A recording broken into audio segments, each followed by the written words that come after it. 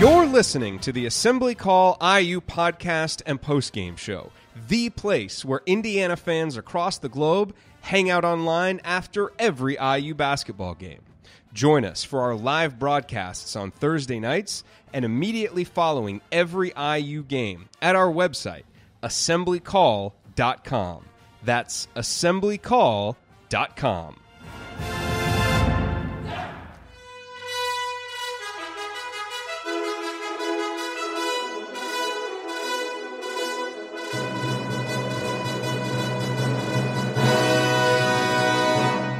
And welcome, Hoosier fans, to another victorious episode of the Assembly Call. Today, your Indiana Hoosiers take down the 6th-ranked Michigan State Spartans 63-62 in what was a wild basketball game. Very exciting, very exhilarating. I'm your host, Josh Wilson. I'm the host of the Inside Out podcast, and I'm here today with Chat Mob, Chad Schwartzkopf, and we are having a Chat Mob takeover on the Assembly Call postgame show today. We're filling in for Jerod, Andy, and Ryan, who were all in Assembly Hall to capture today's game. And we will break down today's game for you on this edition of the Assembly Call IU postgame show. And let's start with this show the way we start every show, and that is with our Hoosier Proud banner moment. For me, I think the banner moment was really just the play of Justin Smith, the way he came out in the first half and just really attacked the offensive end. His shooting was unbelievable. It was certainly the story of the game. He hit 3 threes in the first half. It was certainly it kept IU in the game. It gave them an opportunity to get this win, a very much needed win against the 6th-ranked Spartans. So as always, it's brought to you by our Hoosier Proud, the banner moment, over our friends at Hoosier Proud at Home Field. At homefieldapparel.com, you'll find the comfiest and most unique licensed IU apparel available anywhere. At HoosierProud.com, you'll find the great state of Indiana-themed apparel while sending 10% of your purchase to causes around Indiana like the Hoosier Veterans Assistance Foundation. Both brands were started by an IU grad, and all Hoosier Proud and Home Field apparel is designed and printed out of Indianapolis, Indiana. With the Big Ten and NCAA tournament looming, be sure to check out Home Field's Indiana All the Way t-shirt featuring an IU basketball design made popular during the school's championship runs. And, of course, you should check out the Tri-Blend Fleece hoodie with the old school IU Bison logo, which Jerod, Andy, and Ryan probably wore together at today's game. And, of course, don't forget to use promo code ASSEMBLY at checkout today for your order on either site. That's promo code ASSEMBLY at HoosierProud.com and HomefieldApparel.com as well. So, okay, time to move the ball, find the open man, and get some opening thoughts from the rest of our team. And let's start with Chad. Chad, what is your good and bad from today's game? Well, today's game, it really kind of boils down to a horrible start on defense and just overall from everyone on the team except for Justin Smith. I mean, if you would tell me that was going to happen in a game this year, while I would be shocked, I wouldn't be that shocked with how we've been in and out this season. But to have Justin step up and play the game that he did, kind of what we expected from him at the beginning of this year. Going into it, we knew his athleticism. We knew what he could possibly do as a player. And this was kind of one of the first outings to actually see it. And lucky for that, because had that not happened, I think we would have been down a lot more than we were from the beginning. So the bad definitely goes to the rest of the team not playing for the first 3 quarters of the game. And the good will definitely go to Justin, at least stepping up and starting us off and not putting us too much behind the 8 ball. Yeah, I definitely thought it was a very interesting start. I think if you would have told me that was how IU was going to start the basketball game, I probably would have told you that IU would have lost the game just simply because Justin was the only guy playing, and he was really the only viable option for IU on the offensive end, which has spelled trouble as of late. But, man, it must be something with Michigan State because he certainly came to play today.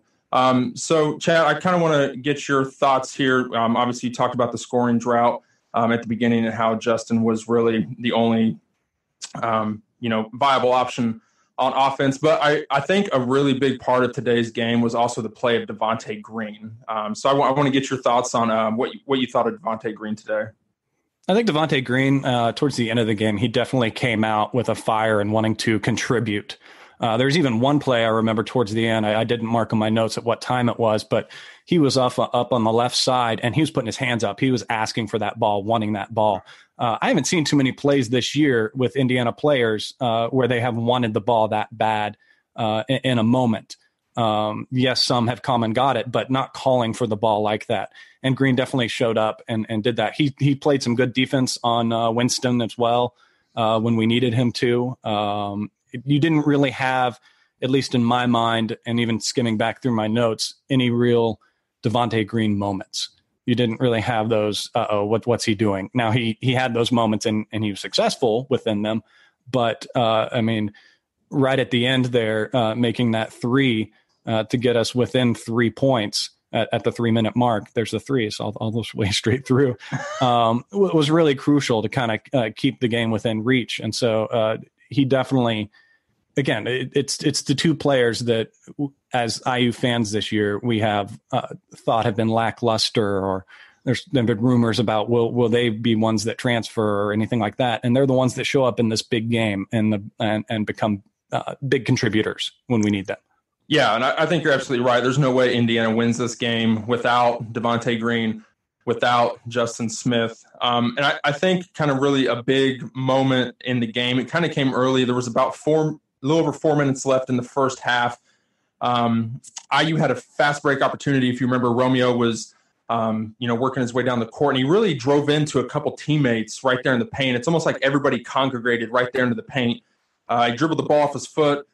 Michigan State picked it up, threw it ahead, ahead to, I believe it was Cassius Winston for a layup. He didn't get back on defense and kind of cherry picking, if you will. I don't know if it was intentional or not, but I really thought that was going to swing the gates the other way, and IU found a way to bounce back from that. So I was really impressed with how they continued to fight back in those moments during the game. And looking down the stats here, Chad, IU shot 9 of 24 from 3. So they almost hit that 10 3-point make mark like they did in East Lansing. It's 37.5%. I think it was more about the timeliness of the 3-pointers. Wouldn't you say so?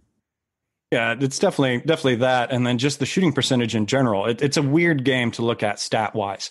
I mean, there was a time in the first half where IU was shooting 30%, even into the 20s, and Michigan State was shooting 59%.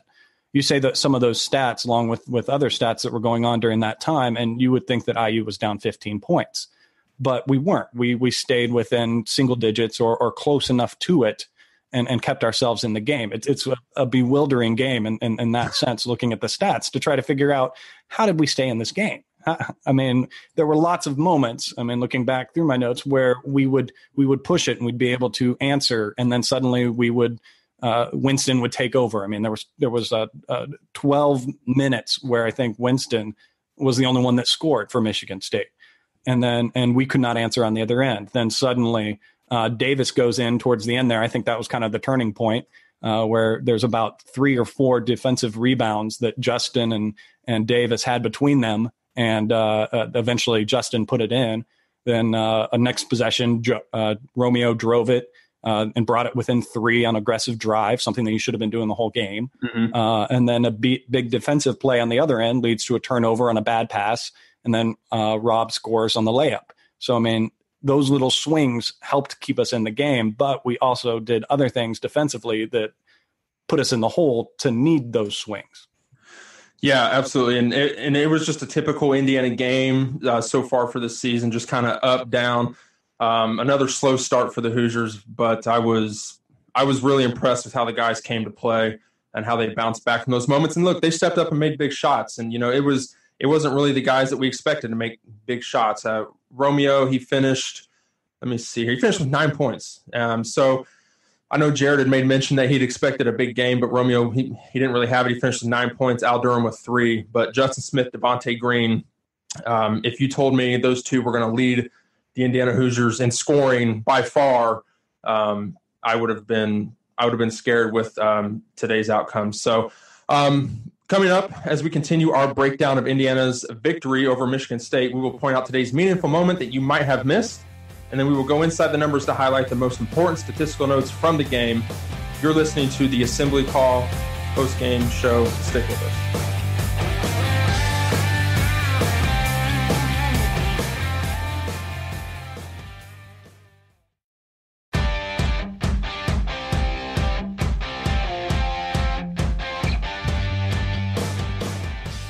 You're listening to the Assembly Call IU postgame show. I'm Josh Wilson here with Chad Schwartzkopf, filling in for Jerod, Andy, and Ryan, who are in Bloomington, no doubt celebrating IU's big win. And they're probably on their way to the Crazy Horse right now to continue that celebration. So we're breaking down Indiana's win against Michigan State. So it's time for today's meaningful moment that you might have missed. And I really think that the meaningful moment for me, because I think this really got IU back in the game. They go on a 9-0 run. They get it to 45-44, and Michigan State hits a three. I believe it was Jared Goins that hit the three, put them back up 48-44. Devontae Green caused a turnover after Juwan Morgan came down and answered with another three that led to a Romeo Langford layup, and then additionally another Michigan State turnover. So the 9-0 run and then just that sequence of turnovers and getting back into the game, I really think that set up the Hoosiers well. Looks like we're joined by Jerod and Andy. Hi, fellas. Chad, what was your meaningful moment of the game? I think kind of mentioned it before when Winston kind of took over the game, and then having the guys come back with some good defense and some actual sharing the ball on offense and multiple guys scoring was really kind of what helped bring it back when we got that game within one. Was what really made it reachable and a victory possible for this game. Jerod and Andy, you guys able to hear us? How was the energy out there? I know the crowd seemed to many times want to get involved with the game, and IU just could not get it going. What was it like being there watching the game? Yeah, it was a little bit like the start of the game for IU. They were a little bit, lackadaisical, it felt like, and kind of subdued. But like you said, it felt like every time the crowd started to get into it, Michigan State would go on a 5-7 point run and push it back out. But everybody was just waiting to kind of blow the roof off once IU actually got the lead. That's what we kept thinking about, is like at some point, if they can get the lead, what would actually happen? And I'm pretty sure in looking through, they didn't take the lead until Juwan made the free throw as part of that and one at the end. And that was the only lead they held, was the one that mattered the most. So it was, it was an awesome environment as it, eventually everybody really got into it. And IU played so well, really ratcheted things up defensively. And Michigan State, they basically, there was a stretch. This would be my meaningful moment, I guess. They took out Tillman and McQuaid for a couple minutes, and IU really went on a run to get back in the game. And I don't think Michigan State subbed the entire rest of the game. And there were times going into the under 4 timeout that those guys just looked absolutely gassed.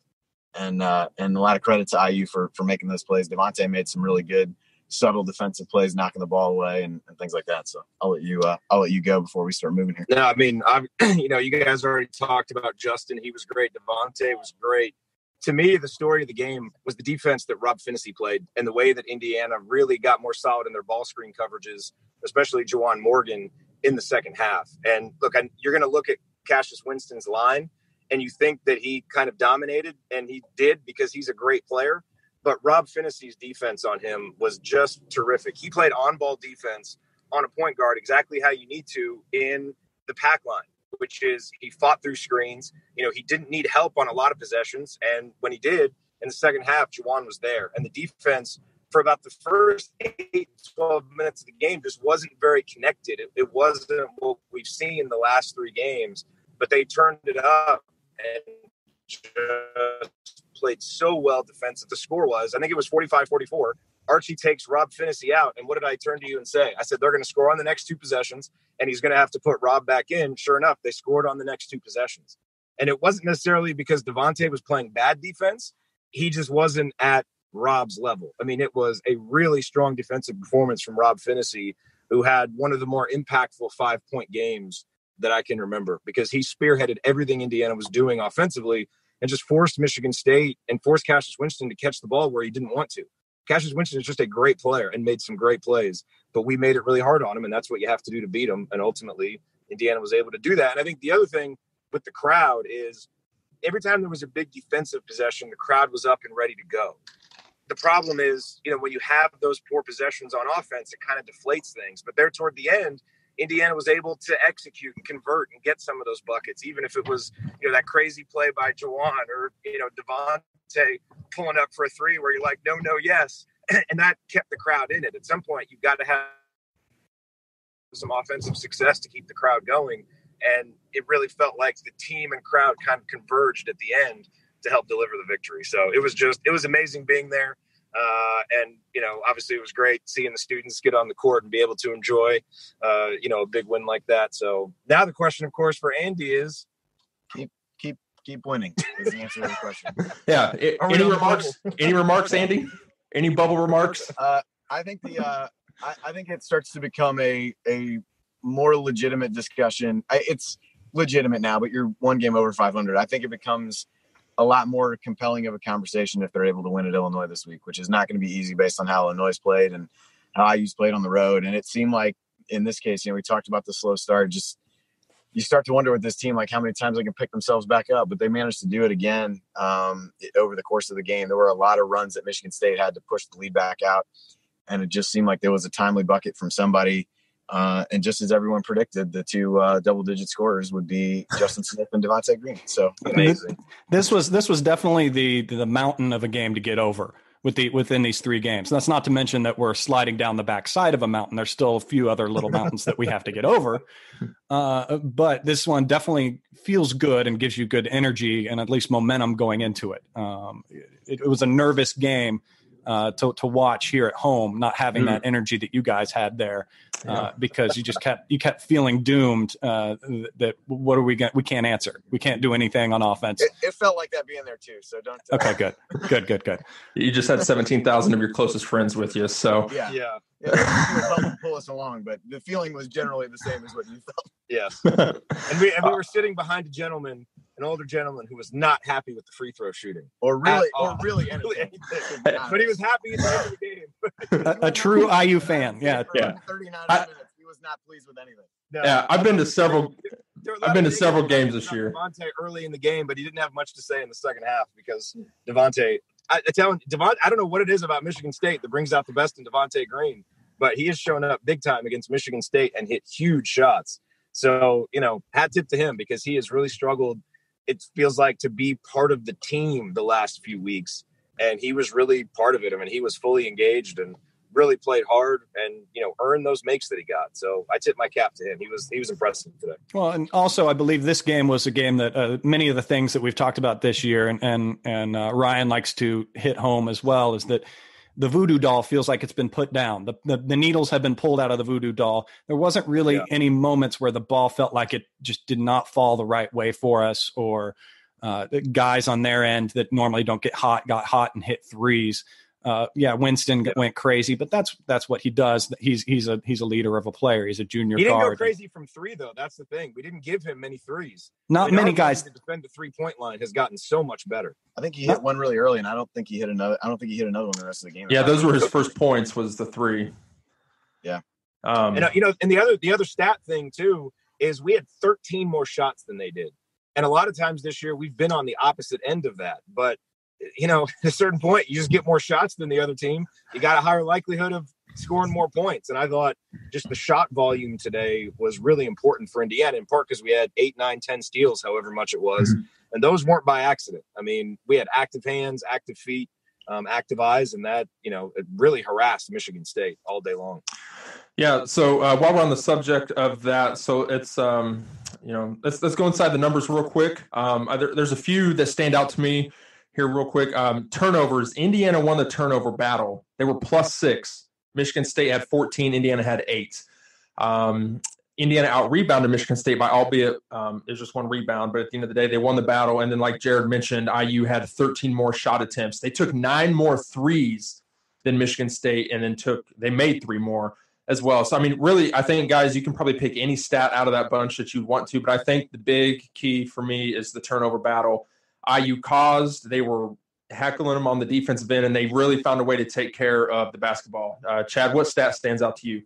I think the rebounds as well, while they're relatively even on both teams with 30 and 31, IU's rebounds were at least equal on offense and defensive rebounds, 16 and 15 respectively. That was something that felt good. And like I said, those tip balls and we've at least seemed aggressive under the board, especially when we had when we had Justin and Davis in there. They were kind of animals on the board, especially that one play where I think we got 3 or 4 offensive rebounds and finally put it back in. So at least we were fighting in that regards, and that felt good. Absolutely. Jerod, Andy, if you guys are still with us, any thoughts on a statistical standpoint there? You guys hit on a couple of the big ones. 15 offensive rebounds led to the shot disparity that Jerod talked about. There was a few times that Duran had one when he came in the second half where that was a kind of meaningful moment type of possession where he was really able to cause a couple additional shots, finally got one to go in. And that was Juwan had some really big putbacks. That last bucket of the game was one of those. And then free throws, IU didn't necessarily shoot them well, but they doubled up Michigan State from the free throw line 8-4, which is not a huge accomplishment, but really just kept Michigan State off the line from getting free points. It isn't a 1-point game. some would argue that one of the times that Cassius Winston got 2 shots was 1, an offensive foul on him for hooking Rob Phinisee, and 2, not in the act of shooting. But I would argue that. I would concur. So anyway, but regardless, I mean, they didn't give Michigan State easy points and really were able to play solid defense, didn't get guys in foul trouble where, even though Juwan wasn't playing well, he was available and was out there as opposed to, trying to find ways to,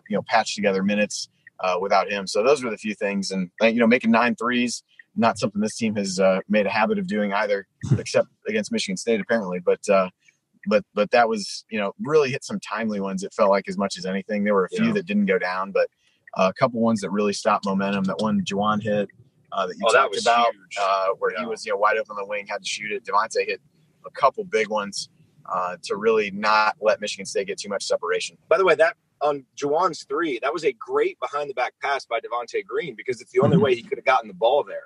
And so sometimes Devontae tries to do those fancy things, and you're like, what are you doing?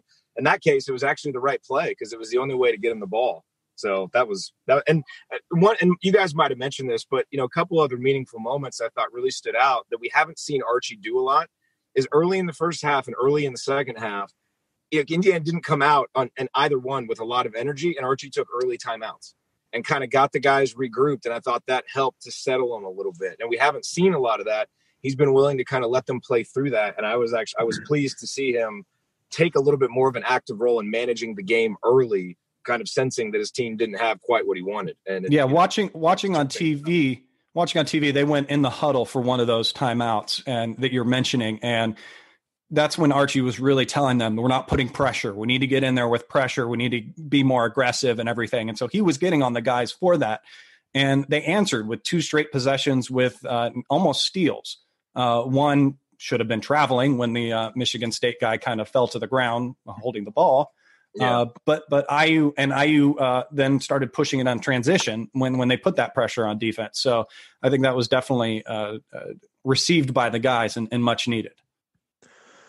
Yeah, it was definitely some big moments there. But to your guys' surprise, Indiana's free throw defense still number 1.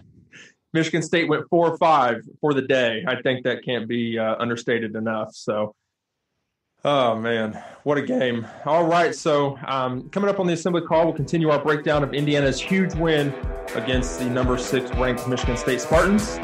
That's next here on the Assembly Call. Stick with us.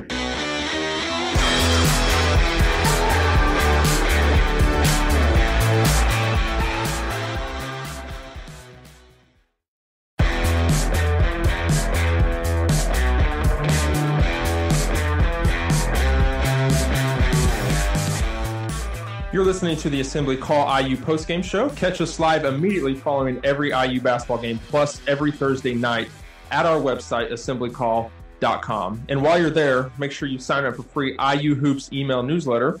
Over 6,000 of your fellow IU fans are subscribed. I'm Josh Wilson here with Chad Schwartzkopf, filling in for Jerod, Andy, and Ryan. We are continuing our breakdown of Indiana's win against Michigan State. And so I kind of let out of it in the last segment. Indiana, kind of a jokingly, Indiana's free throw defense. They held Michigan State to 5 free throw attempts on the day. And I think Michigan State and Tom Izzo really pride themselves on that type of basketball, getting into the lane, getting other teams into foul trouble. And he made mention of it a couple times during the in-game interviews when they would have the camera inside the huddle. And I just think with Indiana being able to really just play the type of defense, and we talked about the way Rob Phinisee played defense. That for a freshman to do that on a guy like Cassius Winston is unbelievable. So you guys have anything to add about Phinisee's game? I can't get over the way he played. Arguably the Big Ten Player of the Year, Cassius Winston. And really, how do you think he carries that over coming up Thursday against Illinois?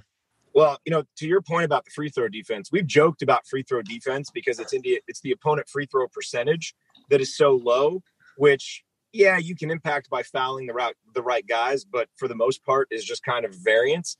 Today it was actual free throw defense because we didn't put them on the line. Yep.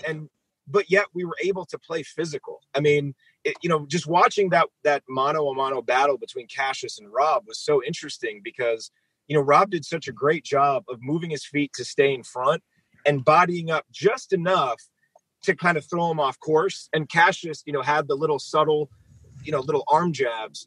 And, I think it's fine. I mean, they were both maybe technically fouling each other, but I was glad they didn't call it because both guys were using their physicality to just the right amount, which is what made that such a good battle. And I mean, for a freshman to be able to do that, because it wasn't just today. He did it against, Carson Edwards in the Purdue game. He did it against Iowa's guys. He did it against, Davison for Wisconsin and Trice for Wisconsin. So, we're really seeing him emerge as, I don't know that I necessarily want to call him an elite on-ball defender yet, but he's getting there. And, just his poise as a freshman offensively too. I think everybody kind of had the sense in the first half. It's like, he's got some opportunities to take some more shots, and I think he probably did. And I think as he grows and matures, he'll be a little bit more comfortable taking those opportunities. But defensively right now, I mean, he is ready to defend in big games against big players. And, to defend with confidence. You don't often talk about defending with confidence. You think about confidence more offensively, but you have to be confident to play that physically on the ball. And to play that physically getting through screens and not letting a guy go where he wants to go. And I think Rob's defensive confidence for a freshman is that and his technique are what are so impressive. Well, and I think the other thing was just the level of competitiveness. I mean, Winston made some just great plays where there's really nothing you can do. He does such a good job of making little subtle movements or changes speeds and does things like that are really difficult. The one he splits guys and makes a 13-foot floater at the free throw line. Like, there's not much you're going to do about that. But I thought that instead of hanging his head and, feeling like it's not his day, I thought it just made Rob play harder. And he really, I mean, those last handful of possessions were just phenomenal. The way he fought through screens. The last shot, I thought Winston traveled to try to create enough space to even get the shot off against him. But he was just, like Jerod said, just right, chest to chest with him. And Winston is a guy who's not known as a guy who's, gets it done with quickness, more just with, kind of crafty in some ways, I guess you'd say. But I thought Rob really took that challenge. And the way that he continued to respond to it, even as Winston scored in the second half, especially where he did a little bit more scoring. The first half, he had 7 assists. I don't know I think he ended with 10 or 11, but it was just a really impressive performance. And I do think, like Jerod said, he had some other opportunities to shoot the ball where probably shots that over time he's going to take. But he really, defensively, if nobody was able to slow down Cassius Winston the way he was, there's no way that IU gets themselves back in the game to a point where they can win. Yeah. And then you have to remember when you look at Cassius Winston's line is, 17 points, 11 assists. I mean, that's a great day no matter what, but he uses every single possession. I mean, so he's accounted for so much, and that puts so much pressure on the guy who's guarding him. So, whatever the numbers say, that's fine. This was a great defensive performance today from Rob Phinisee. Yeah, I think that we'll definitely see some similarities if we look back, seeing what Winston did. I think parallels to Rob guarding him. I think Rob will turn into a player very similar to Winston offensively as he matures and his skills advance as a player, which is going to be great for IU in the future, and then add in the defense that he does now, it's only going to get better or stay relatively the same. Another thing I just want to shift to that we kind of alluded to before, and I can do it now because Ryan's not here to grump and complain about it. I felt like it was a well-called game. I mean, I didn't really – there were a few moments here or there where the refs maybe missed something or two, but I don't feel like they affected the game like we have in the past. Now, with the games when the game started, we saw that Bo was going to be there, and we all kind of, as IU fans, collectively sighed. But I don't think he was a factor, or the refs overall were really a factor in how this game turned out. Yeah, I'll agree with you there. We always ask, at least I always asked when I played, for the refs to be consistent, whether it was good or bad. Just call it consistently. And, they let them play quite a bit today. So, sticking with the stats for a few more minutes, there was a couple. I was surprised by a few things, and I was able to watch the majority of the game outside of chasing around my children. But I was really stunned that Race Thompson did not play today, just with the advantage that I think Michigan State was going to have down low. I'm really stunned by that. You have any insight to anything seem out of normal in warm-ups, guys, that were there, or nothing that No, we didn't see anything. We were both a little bit surprised as well. I mean, he got in for maybe the last minute of the first half.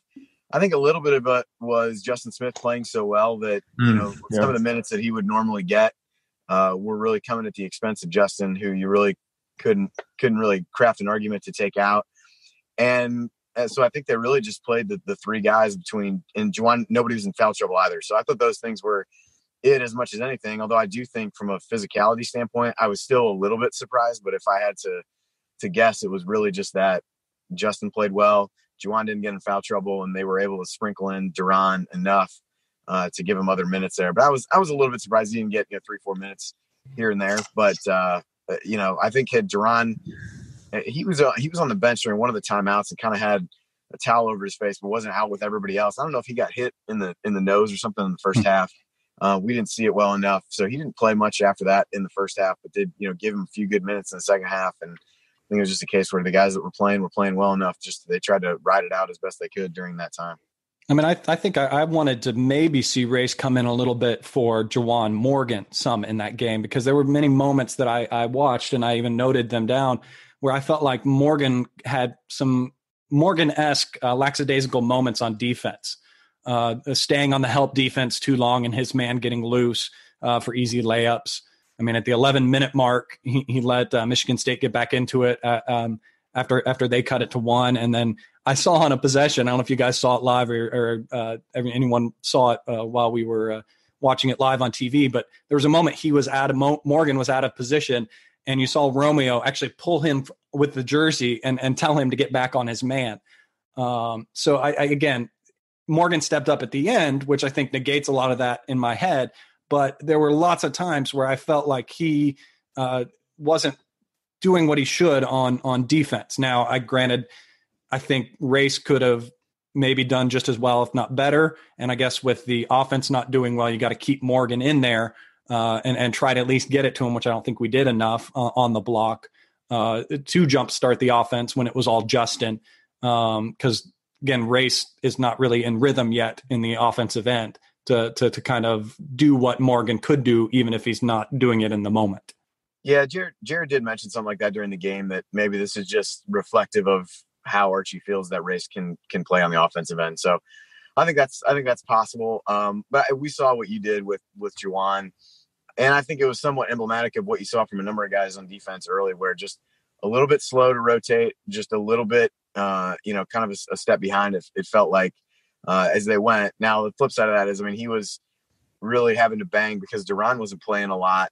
He was really having to bang with Tillman, who is just huge in person and just such a physical presence, where really having to fight for every inch, both offensively and defensively. And Winston, the way they run all those ball screens, they have a lot of kinds where the guys run up from the baseline to set it at the top of the key. So anybody defending those big guys is really getting put through the ringer, trying to figure out what they're doing, how to cover those ball screens defensively. So I think that was a little bit of the issue, but I definitely saw some breakdowns from Juwan's standpoint, even though he did get better as the game went along. But yeah, I saw what you saw.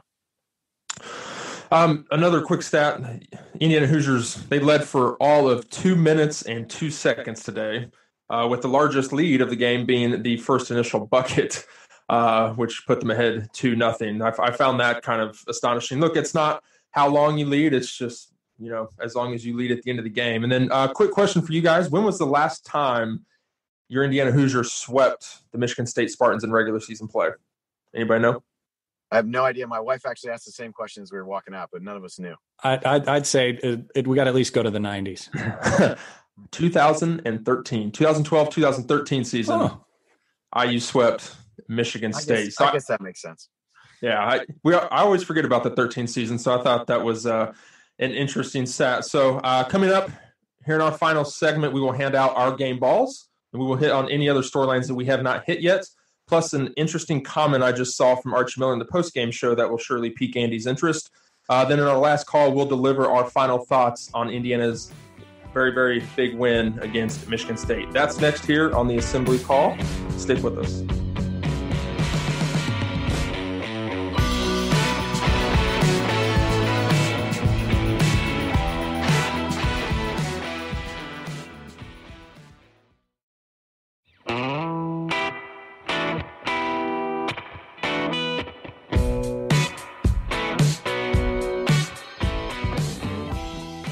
You're listening to the Assembly Call IU postgame show. I'm Josh Wilson here with Chad Schwartzkopf, and we have been joined via video chat by Jerod Morris and Andy Bottoms. And they, along with Ryan, are in Bloomington right now, and we are wrapping up our breakdown of Indiana's win against Michigan State, a 63-62 victory. So let's go around the horn here and get the game balls. Chad, we'll start with you. Who gets your game ball today? I mean, I think it's going to be a clean sweep on this one. It's got to be Justin Smith. I mean, He came in and he performed like we, again, all hoped he would perform at the start of this year. And he's finally done it for us. And he just, please keep going. I don't know if you need to imagine that the other team has green jerseys on or what, but keep that going, buddy. Absolutely. I'll just go ahead and slide right in. Definitely Justin Smith. I don't think IU's in that game at all in the second half if he doesn't have the first half that he did. I think Devontae Green certainly gets, if there was an honorable mention category, he's your winner there. But Justin Smith, arguably the best game of his season so far. Andy, Jerod, I'm assuming you guys are going to agree with us. I'll go first. We were talking back and forth a little bit on mute here, and we'll probably let you guys go after we hand out ours. I would go with Justin for, I think, a lot of the reasons that you said, Josh. I mean, the first half really gets away from IU if he's not able to make those threes and play the way that he did. And you don't have a chance to actually come back and win the game in the second half if he didn't play as well as he did.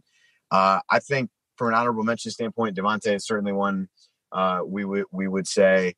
I would certainly give Rob Phinisee based on what we said, and maybe an underrated one. This is not quite game ball territory, but Al Durham was, when things started to go awry at the beginning of the second half, he was really the only guy being really communicative and encouraging, and they went to the huddle and Archie took that time out and he's kind of clapping, trying to get into guys and really keep their heads up and go through that. So he didn't have a great offensive game by any means, and ended up losing some playing time to Devontae because he was playing so well down the stretch. But I thought from a leadership and an emotional standpoint, he continues to step into that role a little bit, not to the level that you would give him the game ball for it, but it was definitely something that you might not have picked up watching the game on TV that I certainly noticed when we were there. But I'll give mine to Justin. That was a long and winding road to give it to Justin with God's choice anyway, but at least wanted to call out the other guys because there were certainly a number of noteworthy performances today. Yeah, no, I agree with all of that. I would also, I don't know if they showed it on the broadcast, but Deron Davis, something happened to him in the first half where he was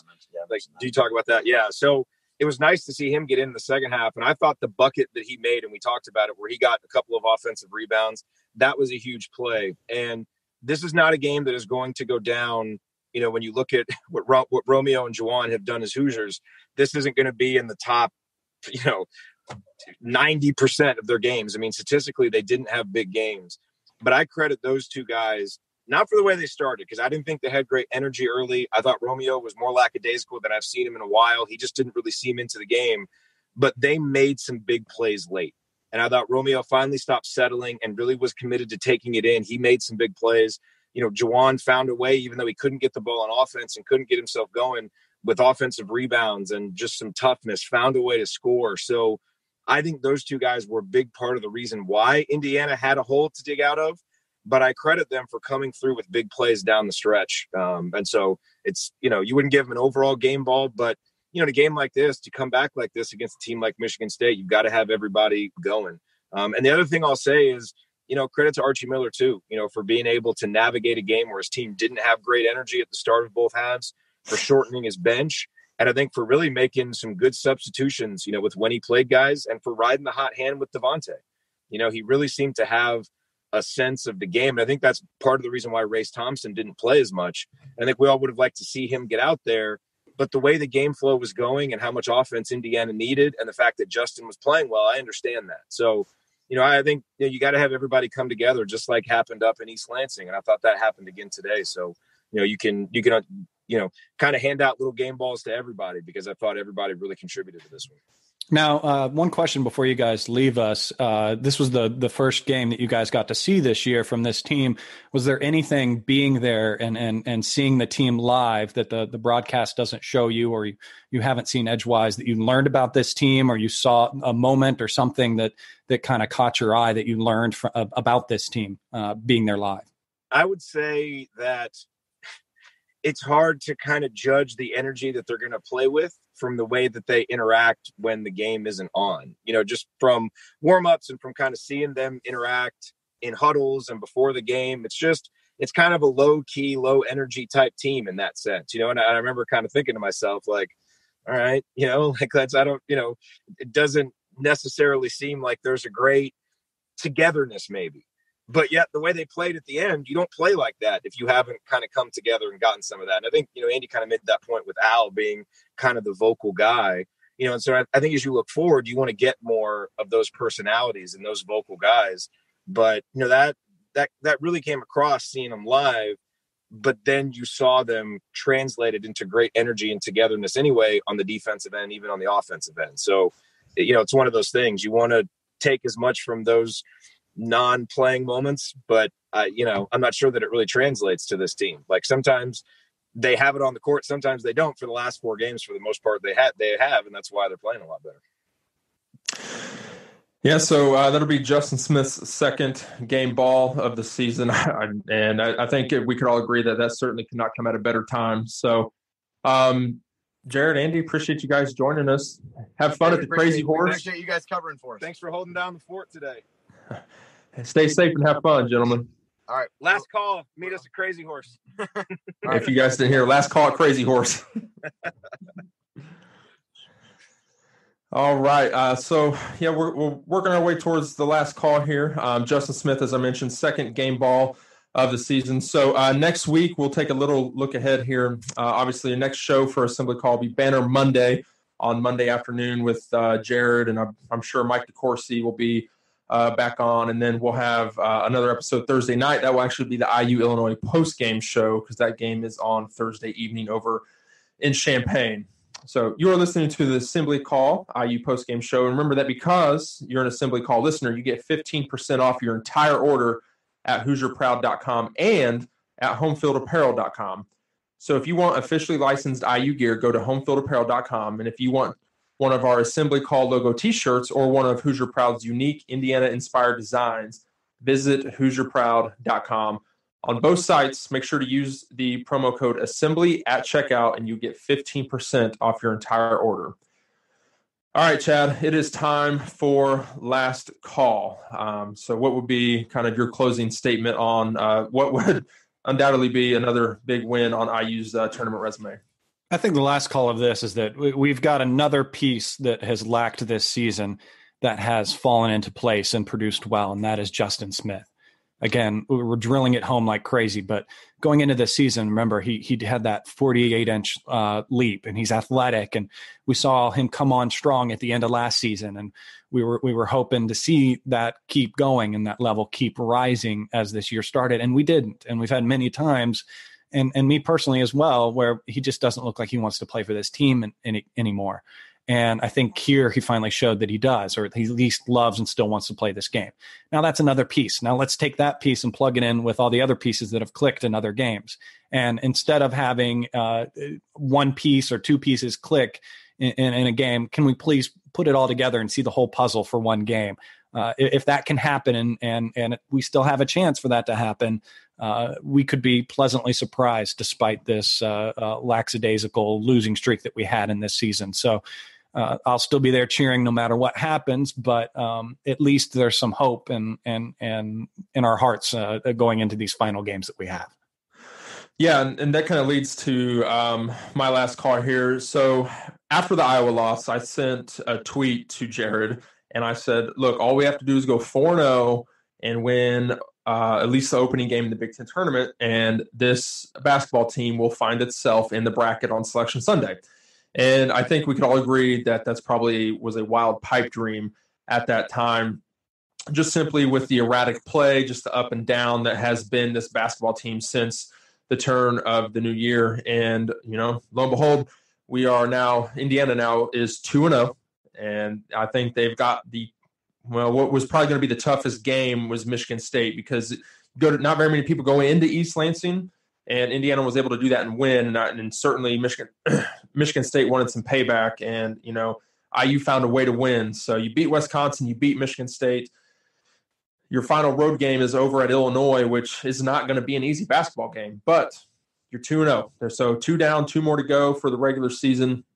And I think Indiana has a great, great opportunity in front of itself. You stack up these 2 wins that are remaining at Illinois, home against Rutgers for Senior Day.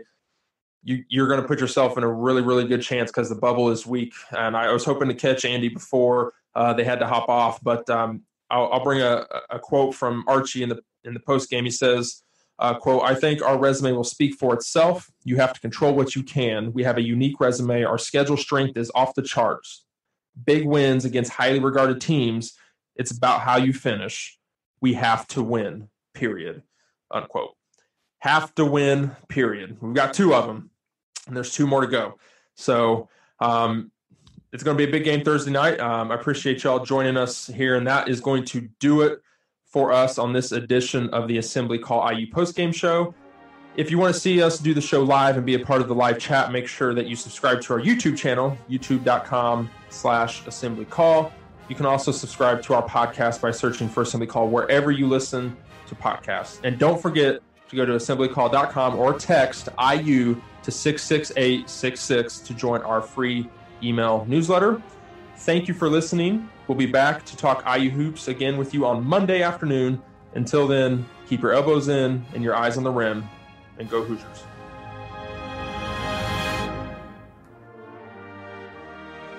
Thank you for being here and for listening to this episode of the Assembly Call. We appreciate it.